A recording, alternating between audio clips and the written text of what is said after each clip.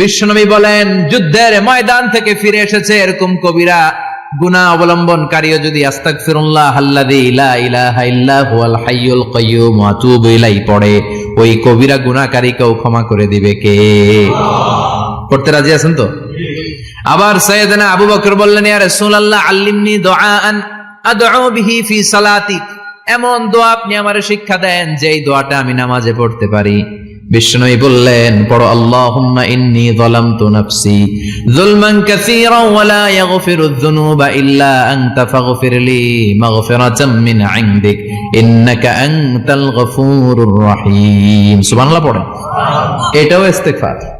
আমরা এটার বলে দোয়া মাসুরা, সালাম ফেরানোর আগে পড়ি না? যেখানেই ক্ষমা চাওয়ার কথা আছে ওইটারই কি বলে? ইস্তিগফার। আল্লাহুম্মা ইন্নী যালামতু নাফসি, আল্লাহ জুলুম করেছি, যুলমান কাসীরা, অনেক জুলুম। ওয়ালা ইয়াগফিরুয যুনুবা ইল্লা আনতা, তুমি ছাড়া এই গুনাহ ক্ষমা করার তো কেউ নাই। ফাগফিরলি মাগফিরাতাম মিন ইনদিক, তোমার দয়ায় আমারে ক্ষমা করে দাও। ইন্নাকা আনতাল গফুরুর রহিম, তুমি হলা ক্ষমাশীল। ঠিক কি না? এটাও ইস্তিগফার, এটাও পড়বেন। আর এই সব ইস্তিগফারের শ্রেষ্ঠ ইস্তিগফারের নাম সাইয়্যিদুল ইস্তিগফার। যত ইস্তিগফার হতে পারে এর মধ্যে সবচেয়ে শ্রেষ্ঠতম ইস্তিগফার নাম কি? সাইয়্যিদুল ইস্তিগফার। কথা কন। বুখারীর বর্ণনা, শাদ্দাদ ইবনে আউস রাদিয়াল্লাহু তাআলা আনহু বর্ণনা করেন, এই সাইয়্যিদুল ইস্তিগফার দিনের বেলা যে পড়বে ওই দিনে মারা গেলে সে জান্নাতি। এই সাইয়্যিদুল ইস্তিগফার রাতের বেলা যে পড়বে ওই রাতে যদি ইন্তেকাল হয় ওই লোকটা জান্নাতি। মুখস্থ আছে না? কার কার মুখস্থ হাত তুলেন। মাশাআল্লাহ, তাবারাকাল্লাহ, মাশাআল্লাহ, মাশাআল্লাহ। আর যাদের নাই তাদের হোমওয়ার্ক, তাদের আল্লাহুম্মা আনতা রাব্বি লা ইলাহা ইল্লা আনতা খালাকতানি ওয়া আনা আবদুক ওয়া আনা আলা আহদিকা ওয়া ওয়া'দিকা মাস্তাতা'তু আউযু বিকা মিন শাররি মা সানা'তু আবুউ লাকা বিনি'মাতিকা আলাইয়া ওয়া আবুউ লাকা বিযামবি ফাগফিরলি ফাইন্নাহু লা ইয়াগফিরুয যুনুবা ইল্লা আনতা। সুবহানাল্লাহ পড়েন। সুবহানাল্লাহ। আজকে রাতে পড়ছেন, মারা গেলে জান্নাতি। আল্লাহু আকবার। চিল্লায় পড়েন না আল্লাহু আকবার। আল্লাহু আকবার। এজন্য বিশ্বনবী বলেন, আমার আগের গুনাহ মাফ, পরের গুনাহ মাফ, তারপরেও প্রতিদিন আমি 70 বার তওবা ইস্তিগফার পড়ি। আজকে থেকে পড়তে রাজি আছেন তো? ইনশাআল্লাহ। বেশি বেশি ইস্তিগফার পড়া যাবে না? একটু প্রাণ খুলে দিল খুলে আওয়াজ করে পড়েন তো আস্তাগফিরুল্লাহ। আর জোরে পড়েন আস্তাগফিরুল্লাহ। আবার সবাই পড়েন আস্তাগফিরুল্লাহ। সব সময় তওবা ইস্তিগফার যারা পড়ে তাদেরকে পছন্দ করে কে? আল্লাহ। সব সময় জিকির করে করে জিহ্বাটারে যারা ভিজিয়ে রাখে তাদেরকেও পছন্দ করে কে? আল্লাহ। আল্লাহ বলেন, ওয়াযকুর রাব্বাকা ফি নাফসিকা তাদাররুআন ওয়া খীফাতান ওয়া দুনাল জাহরি মিনাল কওলি বিল গুদুবি ওয়াল আসাল ওয়ালা তাকুম মিনাল গাফিলিন। সুবহানাল্লাহ পড়েন। আল্লাহ বলেন, ওয়াযকুর রাব্বাকা ফি নাফসিক, আল্লাহরে মনে মনে ডাকো। তাদাররুআ ওয়া খীফা, আল্লাহর জিকির করতে আল্লাহ বলেছেন ফি নাফসিক। বুঝতেছেন অর্থ? ফি নাফসিকা, মনে মনে আল্লাহর জিকিরটা করো। তাদাররুআ ওয়া খীফা, তাদাররুআ মানে বিনয়ের সাথে, with full of humility, submission and humbleness.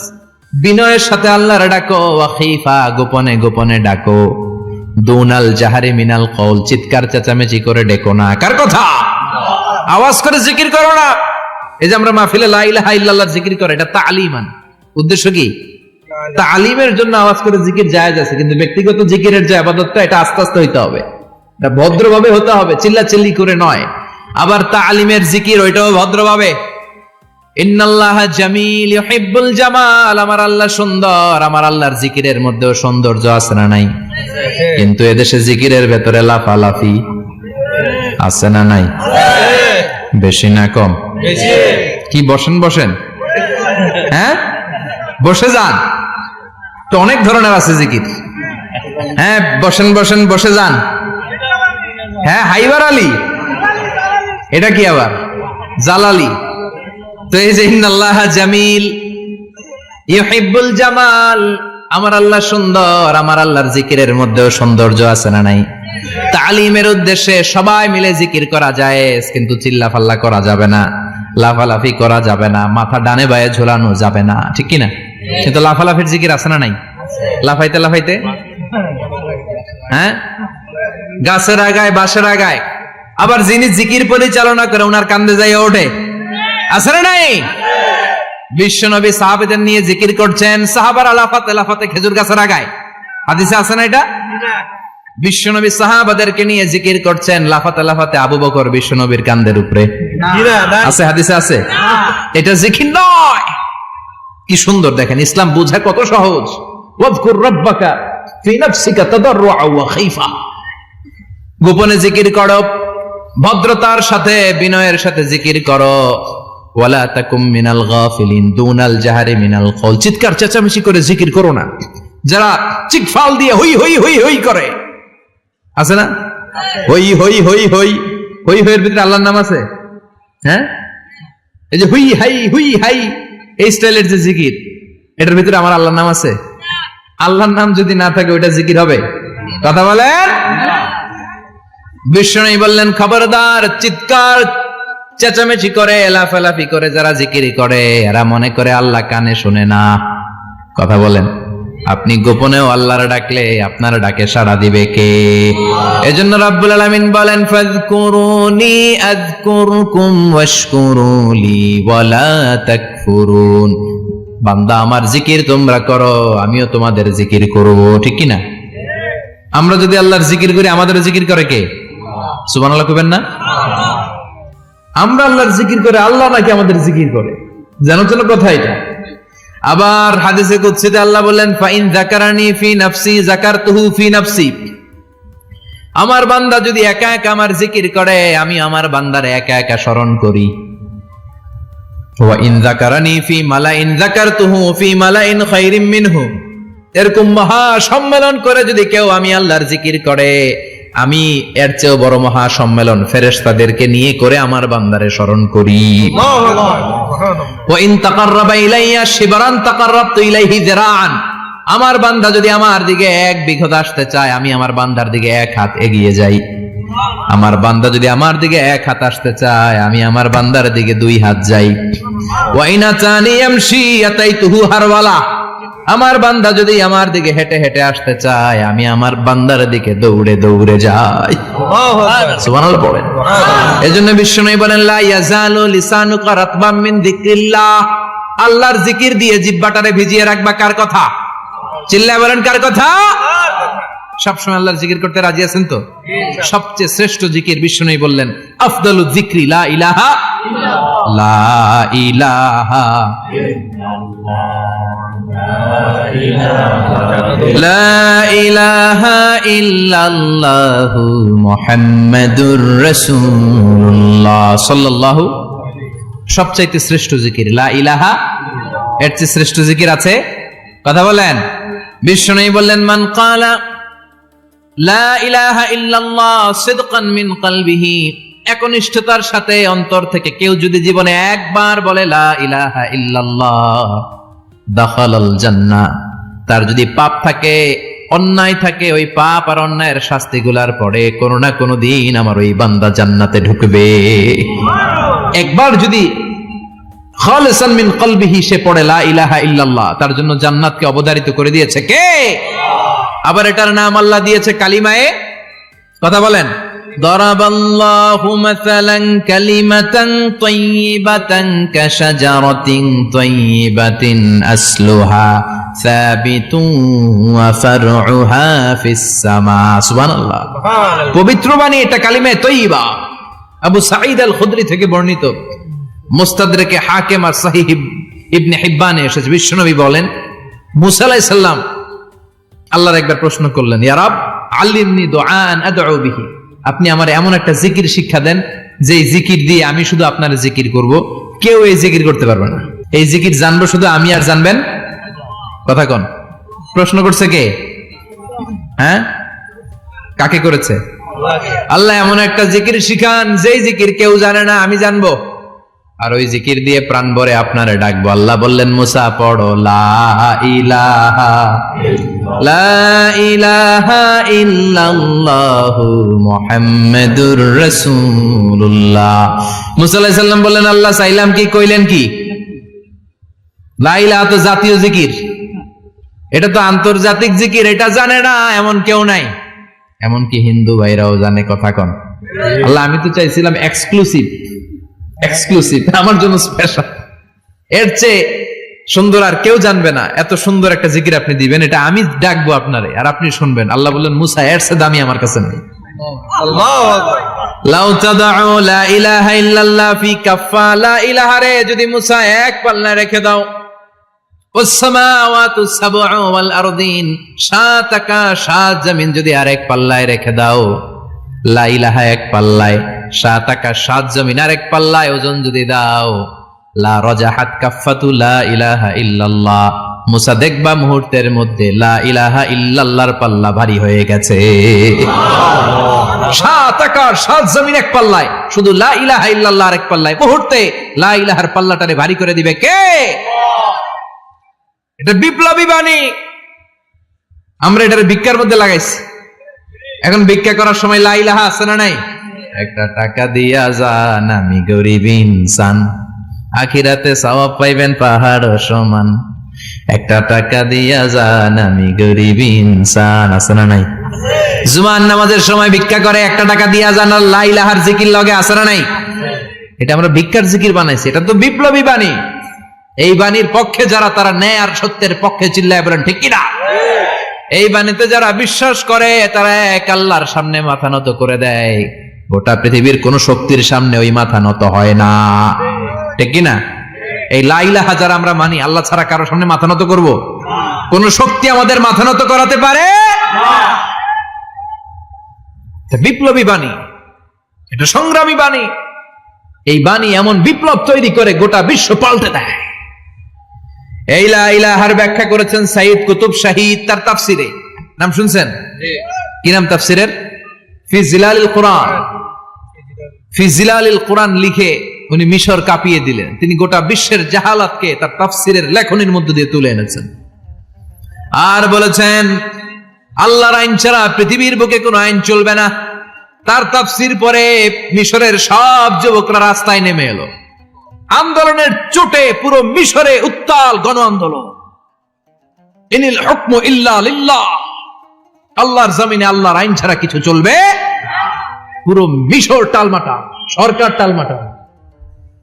সরকার প্রধান ছিল জামাল আব্দুল নাসের। কয়টারে জেলে ভর? কথা কন, হকের কথা বললেই জেলখানা আছে না নাই? সাইয়্যিদ কুতুব শাহীদের জেলখানায় ভরা হলো। ওনারে জেলখানায় ভরার পরে আন্দোলন আরো 3 গুণ বেড়ে গেল। কায়রোর রাস্তায়, মিশরের রাস্তায় রাস্তায় ইসলাম প্রেমিক, কোরআন প্রেমিক যুবকদের আন্দোলন। পুরো আন্দোলনে মিশর কেঁপে উঠল। মিশর ব্যাপী আন্দোলনের গণজোয়ার। সরকারের অবস্থা খারাপ। সরকার এবার ঘোষণা দিল, সাইয়্যিদ কুতুব শাহীদ মিশরের যুবকদেরকে আন্দোলনে ঠেলে দেওয়ার কারণে তাকে মৃত্যুদণ্ড দেয়া হলো। ফাঁসি। যুগে যুগে কোরআনের পক্ষে যারা, এদের কাছে ফাঁসির রশি আছে না নাই? কিন্তু এই ফাঁসির রশিকে তারা থোড়াই কেয়ার করে চিল্লায় বলেন ঠিক কিনা? ফাঁসি। সাইয়্যিদ কুতুব শাহীদের ফাঁসির রায় দেয়া হলো। আদালত থেকে ফাঁসির রায় বহাল রাখা হলো। যেদিন ফাঁসি দেয়া হবে তার 1 ঘন্টা আগের ঘটনা। কারা কর্তৃপক্ষের নিয়ম অনুযায়ী, জেল কোডের নিয়ম অনুযায়ী, জেলখানার যিনি ইমাম আছে না, উনি 1 ঘন্টা আগে আইসা এই কালিমা পড়ায়। যারা ফাঁসি দেয়া হবে এর পড়ায় লা ইলাহা মুহাম্মাদুর। তো সাইয়্যিদ কুতুব শাহীদকে কালিমা পড়ানোর জন্য ইমাম সাহেব আসছে। ফাঁসির বাকি কয় ঘন্টা, এসে বলে, সাইয়্যিদ কুতুব শাহীদ আপনি পড়েন লা ইলাহা ইল্লাল্লাহ। সাইয়্যিদ কুতুব শাহীদ বলে, আমারে তুই কালিমা শিখাইস না, আমি কালিমা খুব ভালো জানি। যেই কালিমা পড়ানোর কারণে সরকার তোরে বেতন দেয়, ওই কালিমার ব্যাখ্যা করার কারণে সরকার আজকে আমারে ফাঁসি দেয়। তুই কালিমা পড়াস, তোরে টাকার বান্ডিল দেয়, আমি কালিমার ব্যাখ্যা করার কারণে ফাঁসির মঞ্চে দাঁড়াই। চিল্লায় বলেন ঠিক কিনা? তার মানে তোর কালিমা আমার কালিমা এক কালিমা না। এই 2 কালিমার মধ্যে পার্থক্য আছে না নাই? তোর ইমানি চেতনা আমার ইমানি চেতনা এক ইমানি চেতনা নয়। তোরে টাকা দেয়, আমারে ফাঁসি দেয়, তার মানে 2 চেতনা আলাদা। চিল্লায় বলো ঠিক কিনা? এজন্য আল্লাহ ডেকে বললেন, গোলাম এটা বিপ্লবী বাণী। এই কালেমার আন্দোলন যারা করে তারা আল্লাহ ছাড়া পৃথিবীর কাউরে ভয় পায় না। আর তারা চায় কালেমার পতাকা পৃথিবীর মধ্যে যেন পথ পথ করে উড়ে, ঠিক কিনা? বাংলার জমিনে কালেমার পতাকা উড়ুক আমরা চাই কি চাই না? কোন একদিন এ দেশের আকাশে কালিমার পতাকা উড়বে, সেদিন সবাই খোদাই বিধান পে দুঃখ বেদনা ভুলবে। কোনো একদিন এদেশের আকাশে কালিমার পতাকা উড়বে, সেদিন সবাই খোদাই বিধান পে দুঃখ বেদনা ভুলবে। চিৎকার করে বলেন ঠিক কি না? এই কালেমার সমাজ যদি হয়, ওই সমাজে কেউ লাঞ্ছিত হবে না, ওই সমাজে কোনো নারী নিগৃহীতা হবে না, ওই সমাজের কোনো কাজের মেয়েরা ধর্ষিত হবে না, ওই সমাজে দুর্নীতি থাকবে না, ঘুষ থাকবে না, চাঁদাবাজি থাকবে না, টেন্ডারবাজি থাকবে না। সমাজটারে শান্তি দিয়ে সমৃদ্ধ করে দিবে কে? এজন্য সব সময় জিকির করতে হবে একজনের, চিল্লায় বলেন তিনি কে? শ্রেষ্ঠ জিকির হচ্ছে লা ইলাহা ইল্লাল্লাহ। করতে রাজি আছেন? সব সময় জিকিরটা করতে রাজি আছেন?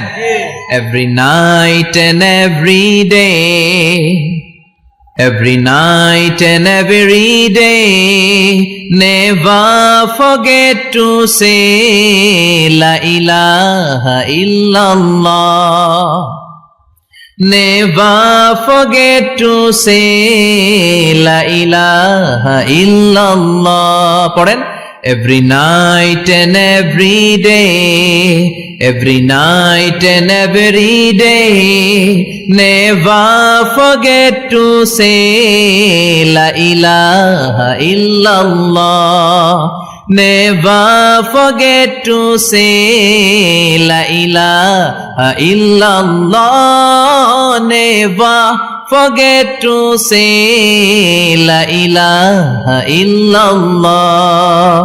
When you're walking down the street, use your time and repeat and say in every heartbeat la ilaha illallah. When you're walking down the street, use your time and repeat and say in every heartbeat la ilaha illallah. Every night and every day, every night and every day, never forget to say la ilaha illallah. চিল্লায় বলেন ঠিক কি না? দিনে রাতে যে কোনো মুহূর্তে আমাদের জিহ্বার মধ্যে থাকবে কি? কথা বলেন, জিহ্বায় থাকবে কি? এজন্য বিশ্বনবী বললেন, আফদালুয যিকরি লা ইলাহা ইল্লাল্লাহ, আল্লাহর কাছে সবচাইতে প্রিয় জিকির হলো লা ইলাহা ইল্লাল্লাহ। আবার বিশ্বনবী বললেন, আহাব্বুল কালামে ইলাল্লাহি আরবা, আল্লাহর কাছে সবচাইতে প্রিয় কথা হলো চারটা। কয়টা? চারটা। সুবহানাল্লাহ, আলহামদুলিল্লাহ, লা ইলাহা ইল্লাল্লাহ। সুবহানাল্লাহ,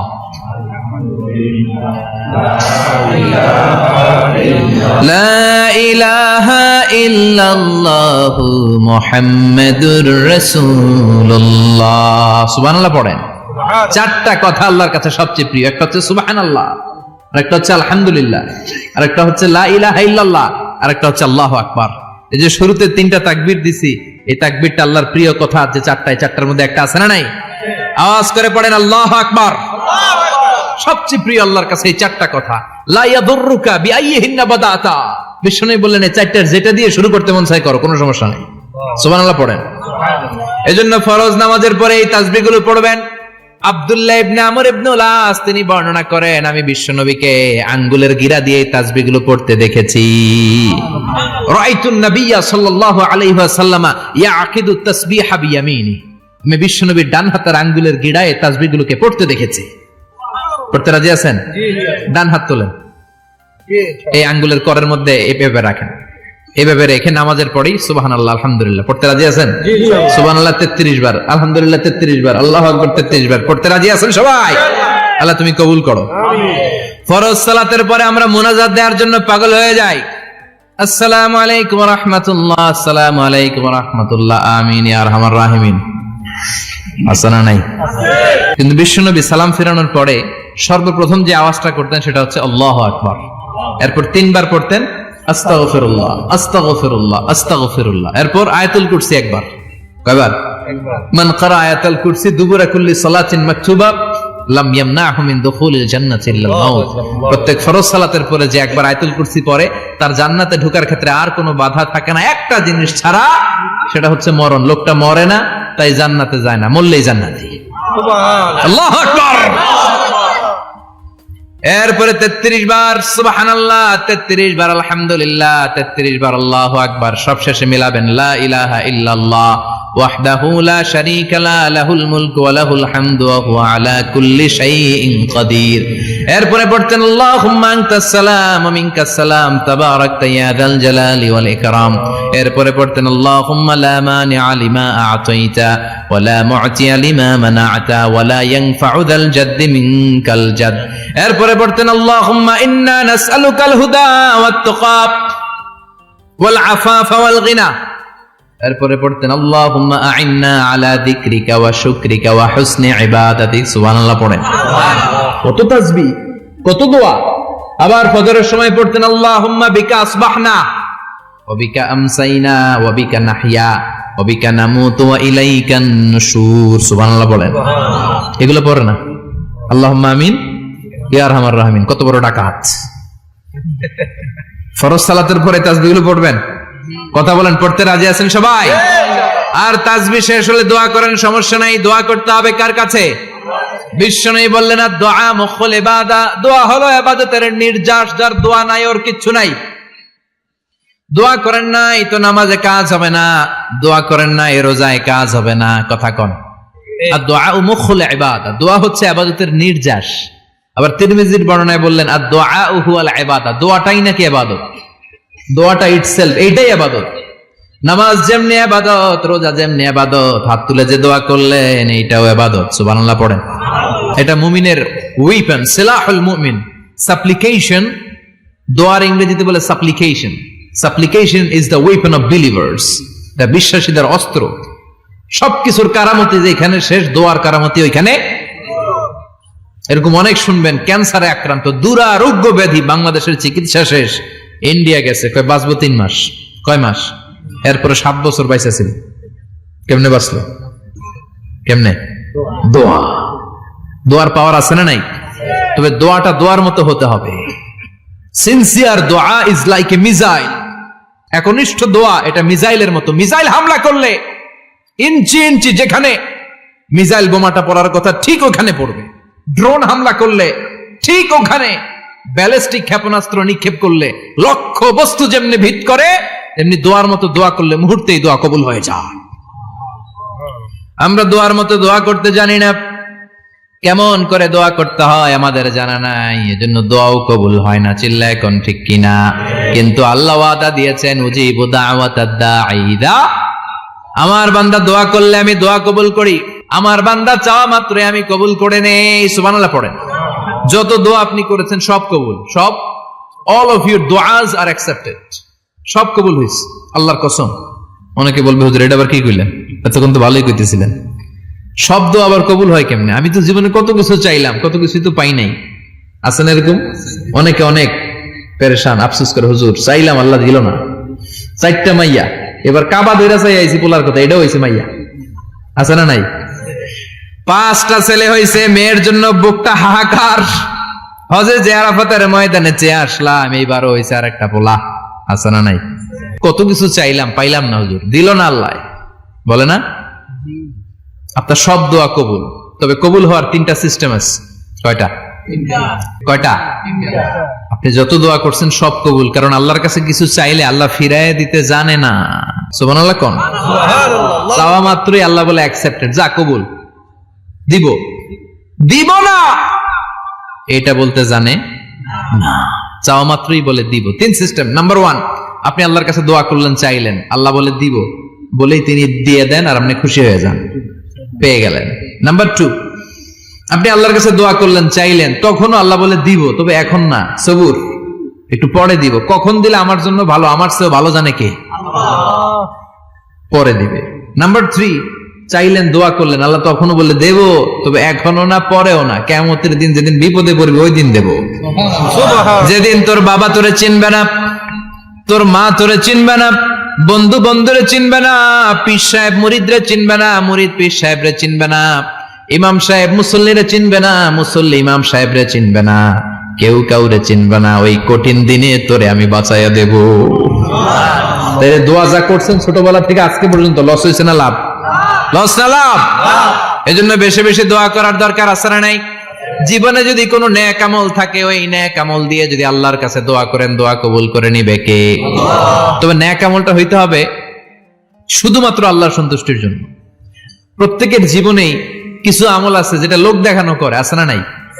আবার কিছু আমল আছে আল্লাহরে খুশি করার জন্য করে, আছে না নাই? কথা বুঝতে পেরেছেন? রাত্রিবেলা যাচ্ছেন, কেউ নাই, রাস্তায় হঠাৎ দেখলেন মসজিদ, পাশে লেখা বড় করে দান বাক্স, পকেট থেকে কচকচে 1000 টাকার নোটটা ওইখানে ঢেলে দিলেন দান বাক্সের ভিতরে। কেউ দেখে নাই, দেখছে কে? আল্লাহ। এটা পৃথিবীর কাউরে দেখানোর জন্য দিছিলেন? এই দানটা আল্লাহর কাছে প্রিয়। গোপন দান আল্লাহর রাগকে কমিয়ে দেয়। সুবহানাল্লাহ বলেন।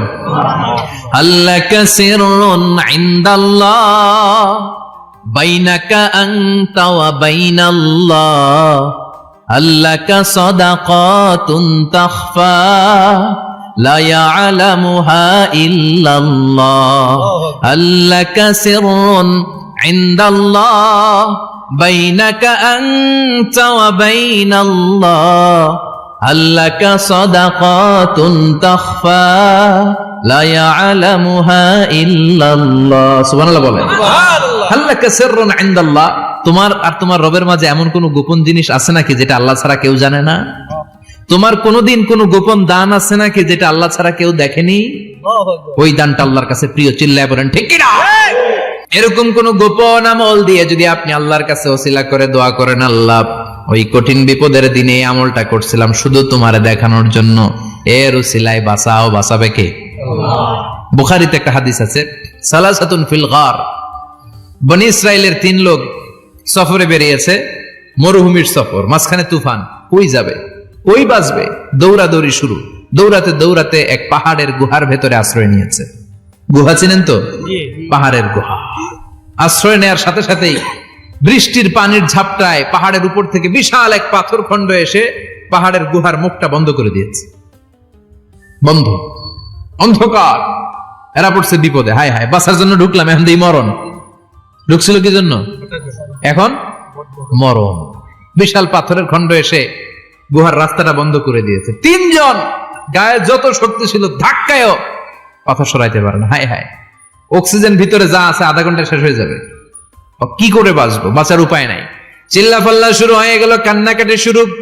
একজন বলে, তোমাদের জীবনে কার কি নেক আমল আছে, যেই নেক আমলটা আল্লাহর ভয়ে করছিল, ওইটার ওসিলা দিয়ে দোয়া করে দেখো কিছু হয় কিনা। সুবহানাল্লাহ কোন? এটাই উপায়। একজন হাঁটু গেড়ে চোখের পানি ছাড়া শুরু করছে, দোয়া শুরু করছে, আল্লাহ আল্লাহুম্মা কানাত লি আবাওয়ান শাইখান কাবীরান, আল্লাহ আমার বাবা মা ছিল বৃদ্ধ বৃদ্ধা, আমি পেশায় রাখাল, সারাদিন ছাগল চড়িয়ে রাত্রিবেলা দুধ আনতাম, সবার আগে আব্বা আম্মারে দিতাম, এরপরে আমার ছেলে মেয়ে, এরপরে স্ত্রী। একদিন গভীর রাতে এসে দেখি আব্বা আম্মা ঘুমায়, দুধের বাটি নিয়ে আব্বা আম্মার মাথার সামনে দাঁড়িয়ে রইলাম। ছেলে মেয়েগুলো আব্বা এসে বলে, আব্বা দুধ দাও। আমি বললাম পরে, আগে আব্বা আম্মা খাবে, তারপরে তোরা। ছেলে মেয়েগুলো কান্না জুড়ে দিল, আমি দেই নাই। ফজর পর্যন্ত দাঁড়িয়ে রইলাম। ফজরের আগ দিয়ে আব্বা আম্মা ঘুম থেকে উঠে দেখে তো আমার অবাক, কিরে বাবা দাঁড়িয়ে কেন? বললাম প্রতিদিন দুধ খেয়ে ঘুমাও, আজকে আগে আগে ঘুমিয়েছো, দুধ খাও নাই, তোমাদেরকে আগে দিব বলে দাঁড়িয়ে রইলাম। আল্লাহর ডেকে বলে, আল্লাহ ওই দিন সারা রাত দুধের বাটি নিয়ে মা বাবার শিওরে আমি দাঁড়িয়েছিলাম, ফজরের সময় আব্বা আম্মারে দুধ খাওয়ালাম, তারপরে ছেলে মেয়েদেরকে দিয়েছিলাম, তারপরে স্ত্রীর মুখে দিয়েছিলাম। ও মাবুদ, ওই দিনের এই কাজটা আমি দুনিয়ার কাউরে খুশি করার জন্য করি নাই, শুধুমাত্র তোমার খুশি ছাড়া। ওই রাতের ইবাদত যদি তোমার দরবারে ভালো লেগে থাকে, ফাফাররিজ আন্না মা নাহনু ফি, আজকের বিপদের দিনে কেউ বাঁচানোর নাই, তুমি আমাদের বাঁচাও। ফানফাজারাত, মুহূর্তের মধ্যে 1/3 বিশাল পাথর খণ্ডটা 1/3 ডান দিকে সরে যায়, এক পাশে সরে যায়। সামান্য আলো বাতাস ঢুকতে আরম্ভ করলো। এখন বাতাস ঢুকে এখন বেঁচে থাকতে পারবে এই নিশ্চয়তা হয়েছে। সুবহানাল্লাহ কোন। এবার সে বলল, ভাই তোর কি আমল আছে বল। দ্বিতীয় জন হাঁটু গেড়ে আবার চোখের পানি ছেড়ে আল্লাহরে ডেকে বলে, মাবুদ আমার এক চাচাতো বোন ছিল, কানাতলি ইবনাতু আম জামিলা ওয়া কুনতু উহিব্বুহা কাআশাদ্দি মা ইউহিব্বুর রিজাল আন-নিসা। আল্লাহ, সুন্দরী, অনন্যা, অপ্সরী, প্রিয়ংবদা, অনুসুয়া, গুণবতী, রূপবতী আমার এক চাচাতো বোন ছিল, তার প্রেমে আমি ছিলাম পাগল পাড়া। কিন্তু সে তো আমার ডাকে সাড়া দেয় না। অনেক চেষ্টা করলাম তারে পাওয়ার জন্য। চাচাতো বোন আমারে বলে, 100 স্বর্ণ মুদ্রা যেদিন দিতে পারবা ওই দিন আমারে পাবা। এবার আমি স্বর্ণ মুদ্রা কালেকশনের কাজে লেগে গেলাম। বছরের পর বছর চেষ্টা করে 100 স্বর্ণ মুদ্রা যেদিন পেলাম ওই দিন চাচাতো বোনের কাছে গেলাম, যে তার হাতে স্বর্ণ মুদ্রা দিলাম, বললাম চলো এবার আমরা অপকর্ম করি। স্বর্ণ মুদ্রা পেয়ে সেও খুশি, আমিও খুশি। সে পাইছে স্বর্ণ, আমি পাইছি তারে। গোপন একটা রুমের ভেতরে ঢুকলাম, দুজনে জামা কাপড় খুলে ফেললাম, নেকেড হয়ে পাপ কাজ শুরু করব। ইন দা মিন টাইম আমার চাচাতো বোন আমারে বলে, ও আমার চাচাতো ভাই, আমারে তুই আমার সতীত্ব তুই নষ্ট করে দিস না, ইত্তাকিল্লাহ, আমার সম্ভ্রম তুই শেষ করে দিস না, ইত্তাকিল্লাহ, আল্লাহরে ভয় কর। আল্লাহ, ওই মুহূর্তে ফিরে আসা কঠিন কঠিন, কিন্তু ইত্তাকিল্লাহ, আল্লাহরে ভয় করে এই শব্দটা যখন শুনলাম আমার ভিতরটা কেঁপে উঠেছে। আমি মুহূর্তে তোমার ভয়ে জামা পড়ে ওই রুম থেকে চিৎকার মেরে বেরিয়ে গিয়েছি। আল্লাহ, সেদিন আমি পাপ কাজ করি নাই, সেদিন আমি মনের খায়েশ মিটাই নাই, তোমার ভয়ে সেদিন আমি দৌড়ে পালিয়েছি। ওই দিনের ইবাদতটা, আমলটা যদি তোমার কাছে ভালো লেগে থাকে, ফাফাররিজ আন্না ফিমা নাহনু ফি, আজকে যেই বিপদে আছি তুমি বাঁচাও। বলার সাথে সাথে 2/3 2/3 পাথরের খণ্ডটা আরো ডান দিকে সরে যায়। সুবহানাল্লাহ পড়েন। এবার আরো বড় ফাঁকা হয়েছে। এবার তারা বেরোতে চেষ্টা করলো, দেখে মাথা বেরোয়, শরীর বেরোয় না, হাত বেরোয়, পিঠ বেরোয় না, পা বের হয়, দেহ বেরোয় না, আরো সরতে হবে। এবার বাকি আছে কয়জন? সে দোয়া করতে শুরু করলো, আল্লাহ ইস্তাজারতু জারাক, আমি ব্যবসায়ী ছিলাম, অনেক শ্রমিক ভাড়া করে একদিন একটা কাজ করালাম, সব শ্রমিকের টাকা দিয়ে দিলাম। এক শ্রমিক টাকা না নিয়ে ভাগলপুর কই যে গেছে নিজেও জানি না, ওর টাকা আমার কাছে রয়ে গেল। এই শ্রমিককে আর টাকাটা বুঝাই দিতে পারি নাই। এই টাকা দিয়ে আমি কয়েকটা ছাগল কিনলাম, এই ছাগলগুলো বাচ্চা দিল, ওগুলো বাচ্চা দিল, ওগুলো বাচ্চা দিল, দিতে দিতে বিশাল ছাগলের ডেইরি ফার্ম করে ফেললাম তার ওই টাকা দিয়ে। 1 যুগ 12 বছর পরে সে এসে বলে, আমার টাকা ফিরায় দাও। আমি বললাম, এই যে ছাগলের ডেইরি ফার্ম পুরোটাই তোমার। সে বলে, আতাস্তাহজিউ মিন্নি, আমার সাথে ঠাট্টা করো? আমি পাই সামান্য কয়টা টাকা, 1 যুগ আগে যে টাকা পাইতাম ওইটা দিলেই চলবে। আমি বললাম, ও শ্রমিক, তোমার টাকা দিয়ে আমি ছাগল কিনে ব্যবসা করেছি, ছাগল বাচ্চা দিয়েছে, বাড়তে বাড়তে বাড়তে বাড়তে আজকের বিশাল এই ডেইরি ফার্ম, এই ডেইরি ফার্মের মালিক আমি নই, তুমি নিয়ে যাও। বলার সাথে সাথে শ্রমিক আনন্দে নাচতে নাচতে ডেইরি ফার্ম নিয়ে যায়। ও আল্লাহ, ওই দিন যদি সে যতটুকু টাকা পাওনা ছিল অতটুকু দিলেই সে খুশি হয়ে যেত, শুধু তোমার খুশির জন্য পুরো ডেইরি ফার্ম আমি তারে দিয়ে দিয়েছিলাম। আল্লাহু আকবার। আল্লাহ, আজকের এই বিপদের দিনে আমার সেদিনের আমলটা যদি তোমার কাছে ভালো লাগে তুমি বাঁচাও। বলতে দেরি, মুহূর্তের মধ্যে বিশাল প্রকাণ্ড পাথর খণ্ডটা অন্যদিকে দৌড়ে চলে যায়।